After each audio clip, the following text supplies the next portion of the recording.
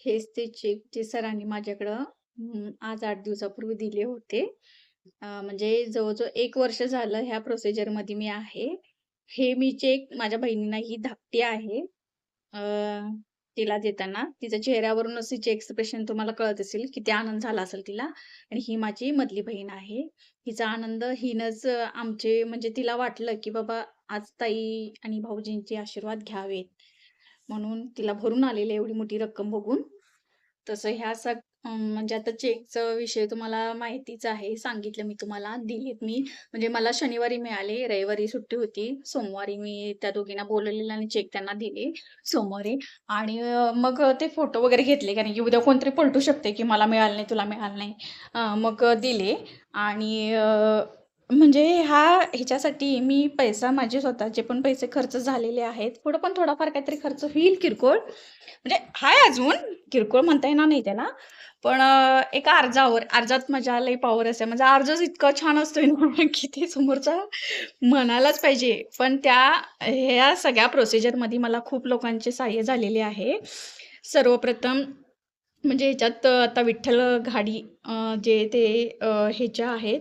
Actually ही property जी आहे ती इरा acid कंपनीकडून आम्हाला चेक म्हणजे ते लोकं एक रबर प्लांट करणार आहेत त्या जागेवरती. सातारा गाव भाग आहे.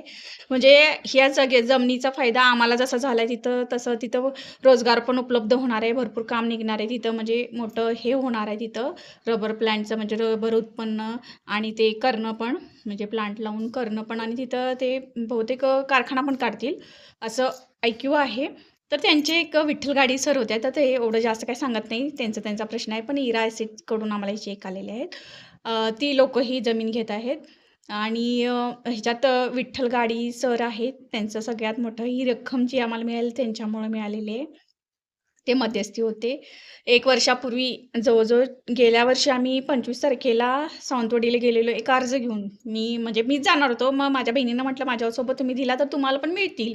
त्या दिवशी आम्ही गेलो, अर्ज दिले. संध्याकाळी रिटर्न आम्ही जेव्हा घरी परत येत होतो 7:00-8:00च्या दरम्यान मला पहिला फोन आला नायब तहसीलदार सावंतवाडीचे नायब तहसीलदार माजी नायब तहसीलदार संतोष बांदेकर सरांचा. त्यांनी बरंच अर्धा तास जवळ-जवळ आमचं फोनवर बोलणं चालू होतं. गाडी एका साईडला लावून आम्ही फोनवर बोलत होतो. मग तेव्हा सगळं आमचं त्या वेळेस ह्या दोघी बहिणी माझ्याबरोबरच होत्या. आणि तेव्हा जरा असं ठरलं त्यांनी म्हटले, "तुम्हाला मॅडम तुमच्या अपेक्षा" मी म्हटलं, "माझं जमीन द्यायचं आहे, तर मला माझ्या जमिनीचा मला पाहिजे तसा मोबदला म्हणजे हिस्सा मिळाला, चांगलं मिळालं रक्कम तरच मी देणार, नाहीतर माझी माझी जमीन ठेवा तुम्ही."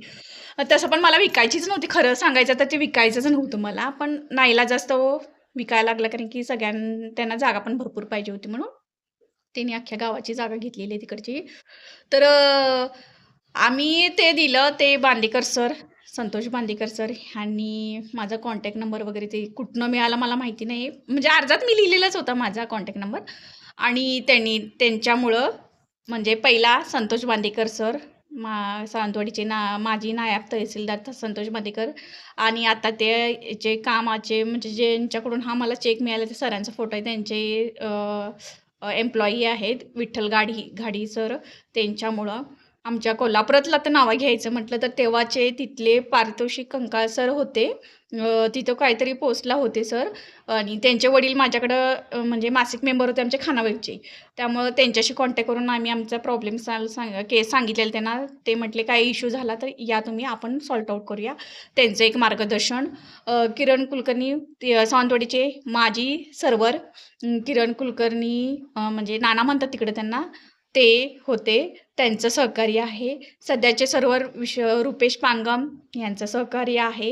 आणि किरण कुलकर्णी सर आमचे ते पण माझ्या खानावळीचे मेंबरच आहेत.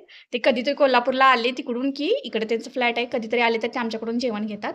सगळेही WhatsAppला आहेत, सगळे YouTubeला आहेत. आपल्या कोल्हापुरातनं अजून कोण म्हटला तर प्रदीप पाटील माझा मित्र आहे. आम्ही 2 अशा प्रॉपर्टी सेल आउट केल्या तेव्हा प्रदीपचं आम्हाला खूप खूप सहकार्य मिळालेलं आहे. तो सगळं दर-बीर सगळं काढून देतोय मला. आणि सातार्ड्याचे म्हणजे साठेलीचे माजी सरपंच लेडीज कोणतरी होत्या, पूजा म्हणून. त्यांच्या सहकार्यामुळं मला तिथली रक्कम कळाली. परत आत्ताचे त्याच्या आधी त्यांच्यानंतरचे प्रभू सर होते त्यांच्याकडून पण कळाले. आताचे कोण आहेत सरपंच माहिती नाही, त्यांच्याशी काय बोलणं नाही. पण ह्या 2 सरपंचांनी तिकडून मला सहकार्य केलेलं. तर माझ्या गावाकडून शिवराम सावंत माझे तसे काका लागतात, आबू आमचा गावाकडचा, त्यानं पण मला दर काढून दिलेला होता. आणि अजून अशी लोकं असतील, जर त्यांचं नाव मला जर आता लक्षात नाही आलं असलं तरी सॉरी. पण असतील कोणतरी अजून किरकोळ. तर अशा भरपूर लोकांच्या सहकार्यामुळं आज आम्हाला ही रक्कम मिळालेली. त्यांची सगळ्यांची मी शतशः आभारी आहे. आणि सगळ्यात महत्त्वाचं म्हणजे माझे वडील आता नुकतेच गेले, तुम्हाला माहिती आहे. याच वर्षी गेले. आतापर्यंत माझ्या वडिलांनी मला शिदोरी कधी चुकवलेली नाही. माझ्या बहिणी म्हणतात त्यांना शिदोरी दिली नाही. पण माझ्या बाबांनी मला कधी शिदोरी चुकवली नव्हती.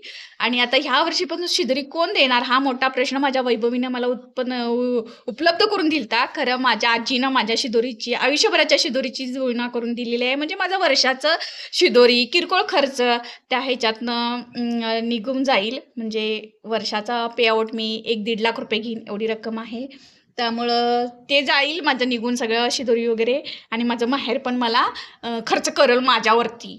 मला नवऱ्याकडे हात पसरायचे की तसं पण मी कधी पसरतच नाही, मी कधी मागतच नाही त्यांच्याकडे पैसे. नशिबानं मी माझ्या मिळकतीवर खुश आहे. एकच सेकंद हां. खुश आहे आणि तसं मागत नाही. पण माझ्या माहेरकडून मिळाल्याचा मला खूप आनंद आहे. Thanks for all of you.